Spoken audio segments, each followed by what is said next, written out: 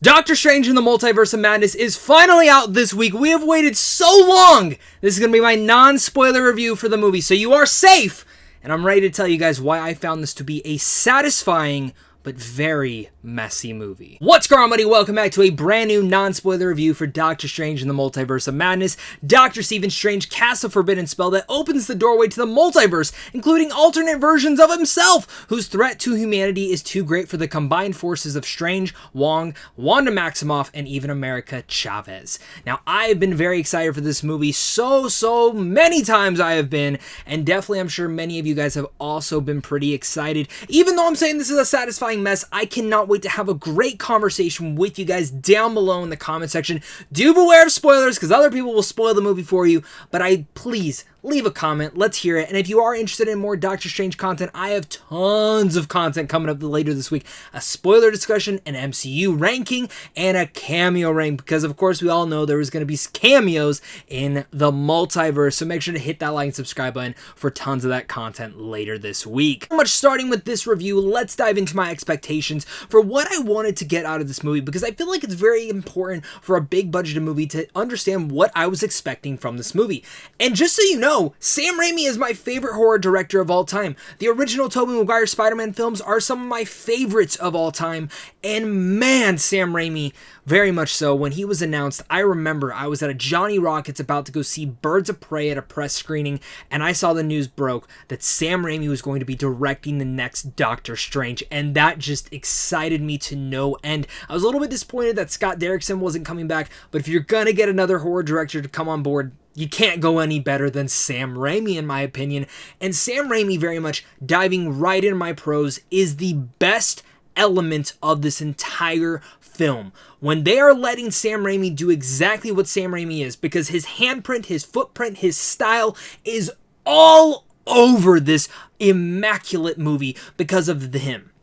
If it was not for him, I totally feel that this movie would not be as good as it is. He keeps the film at its center, at its funky brutality, and even gruesome style, because this movie, Kevin Feige said that this is diving into the horror realm, and it very much does. In a sense, this was actually very much more Evil Dead and Drag Me to Hell than it is Tobey Maguire's Spider-Man series. And I was actually quite shocked to see that because of the lot of demonic and horrific imagery that we get in here.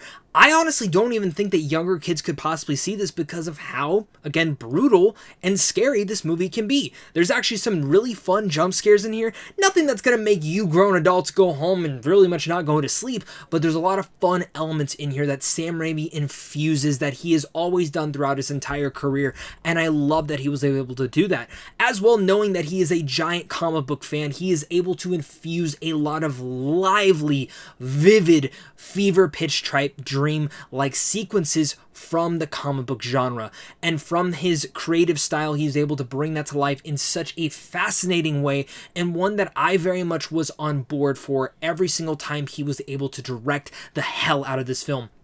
Every single action set piece that he is able to infuse in, especially all the stuff with the Illuminati. We've seen a lot of teases of it in the trailer. You have not seen anything yet to how crazy that scene can go. And really much the action sequences are insane. One of my favorite ones, and again, no spoilers, I'm going to stay as vague as possible, just deals with music. And the way that he was able to create, whether it was the VFX and even some of the stylistic approaches in there, was stunning and literally feels like it was ripped right out of a Doctor Strange comic. And a lot of Doctor Strange fans are going to love that sequence. And I can't express enough how important Danny Elfman's score was for that moment and scene. Speaking of Danny Elfman, this was easily one of his best scores in quite a while. And I was very happy to see that the way that he infused older scores inside of here, especially when it comes down to Easter egg like stuff. I am a little bit disappointed we didn't get the original Doctor Strange theme from Scott Derrickson's movie, but you know, there's little details here and there of it. And speaking of the Easter eggs that I did just mention, there are Easter eggs galore in this film, from the comic books to certain things that very much pose to the future of the MCU. One in particular I was absolutely geeking out about, and if you catch it, there's going to be a lot of discussions in that spoiler review that I do about that in particular line and how important it is for the future of this franchise and in general the MCU itself. Of course, one of the things that I feel like a lot of us were actually worried about with this movie, and this is actually one of my pros, is the cameos. This is not a cameo galore movie as much as us were expecting for the months to come. This is actually a movie that really much centers more on our main characters and does have some really awesome cameos to it, some that many people will freak out about. Almost all of them I loved, and I loved the approach to it.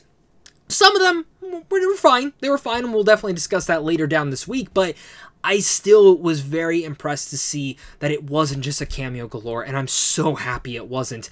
And that's where we remain to the best part about this other than Sam Raimi, and that is Elizabeth Olsen. She is absolutely the best part about this entire movie. She is incredible, and she gives a near perfect performance, just as great as she was in WandaVision, if not even better. It's a different version of her, a version of the Scarlet Witch that is even more confident than we had seen before, and I absolutely ate up every single moment. She was emotionally a wreck, but truly enough, horrific, horrifying, and just straight up awesome. I love what Elizabeth Olsen was able to do in here, and it's different than anything we've seen Wanda Maximoff do before. Adding in, of course, this is Benedict Cumberbatch's story, and he infuses a very much soul-like to his performance of Doctor Strange. And for me, I've always loved Doctor Strange as a character in this world. I know some people don't love how arrogant he is, but I do feel in this movie, if you didn't love him in the first movie, but you started to like him in the further movies like Infinity War, Endgame, Spider-Man No Way Home, this will be a movie that I finally think gets you on board for him, because there is an emotional arc for him that very much is infused with Rachel McAdams, Christine Palmer, who very much, thankfully, she gets a lot more to do in here, and I think she was quite wonderful in here. Very much love her character and the dynamic that we got between Doctor Strange and her, and we'll discuss a little bit more of that in just a second. As well, diving in, Benedict Wong is once again great. And of course, Xochitl Gomez as America Chavez brings such a youthfulness to this entire role, but a very important one, and I can't wait to see more of her in the MCU in the future, because she was a big standout. But let's start diving into why this film is a little bit of a mess at times, even though it is satisfying, and a lot of that starts with one of my mixed aspects, and I was a defender of this. 2 hours and 6 minutes runtime, you can do a lot in that. As the film continued, I feel like there was a lot of stuff missing. It feels like they very much reworked a lot of the script towards the back end with the editing style, and I do end up feeling that the movie needed a lot more in its ending game of it all. Very much so. I feel like a lot of that just goes because the movie at the very start of the film just goes and never stops. Even when the movie ends, while it gives you a lot of satisfying moments with certain characters and certain things, it ends in a way that just boom goes, and it still feels like it's going. Even by the end credit scenes, it still feels like it's at a fever pitch rush, and I always felt like it needed to really much hold back and give a couple more generously dynamic scenes that very much infuse for the emotionality. I feel Elizabeth Olsen got a lot of those moments, but Benedict Cumberbatch, there was a couple moments in between him and Rachel McAdams that I feel like were so important. And there's one in particular towards probably the lead up to the third act that I feel like we needed just a little bit more time and a conversation between both of them to very much settle in with a lot of the emotionality. And that really much would have infused a soul to the movie. That's where I feel like a lot of this movie is actually missing something. And it's missing that soul, that heart that was very much needed for this film to continue to beat.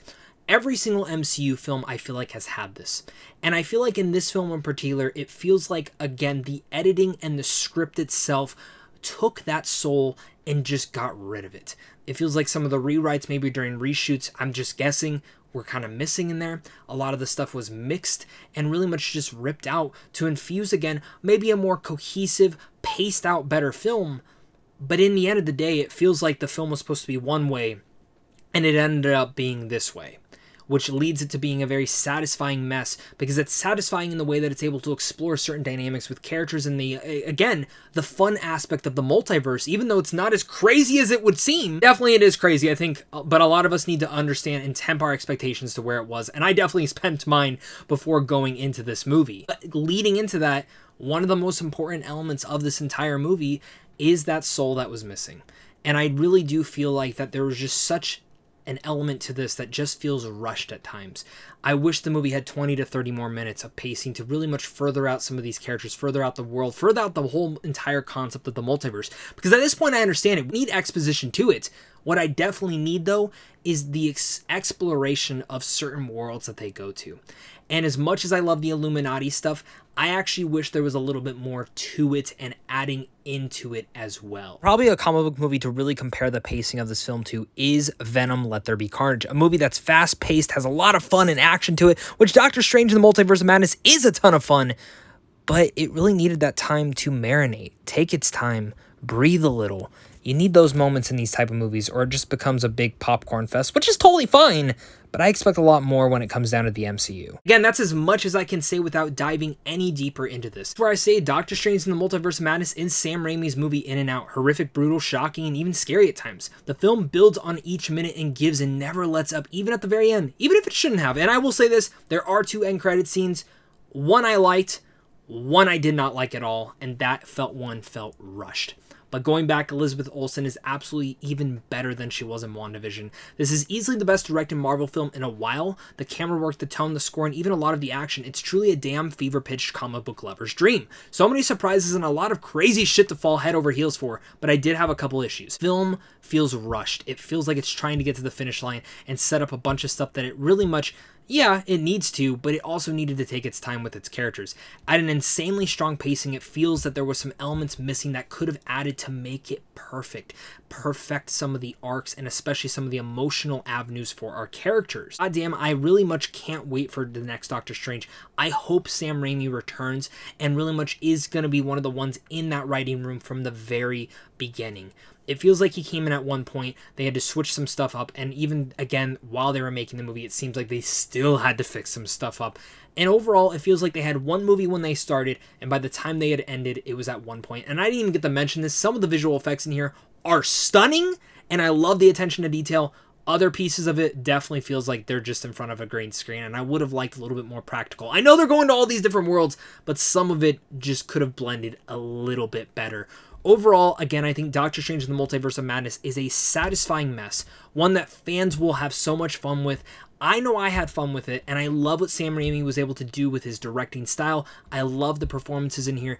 I just wish the film had that core emotional element to it that I really needed to feel something throughout it all. I just felt like I was always trying to catch up, and maybe on a rewatch I'll like this movie more, or maybe I won't. I'll definitely be seeing it this weekend, and when I do my MCU ranking, that is definitely where that will finally falter into it all. So let me know down below, guys, what your guys' thoughts are. Hit that like and subscribe button, and without further ado, I'm going to give Doctor Strange in the Multiverse of Madness a B.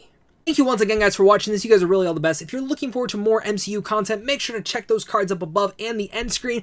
And just make sure, again, subscribe to this channel because we're getting a lot of MCU content later this week. I'm going to be comparing the first Doctor Strange to this one, ranking the entire MCU, and so much more. And I definitely want to have you involved with that. So again, can't wait to see you then. And as well, if you're interested in seeing movies early, make sure to head on over to Samsung Films on how to see those. But of course, until next time, stay classy.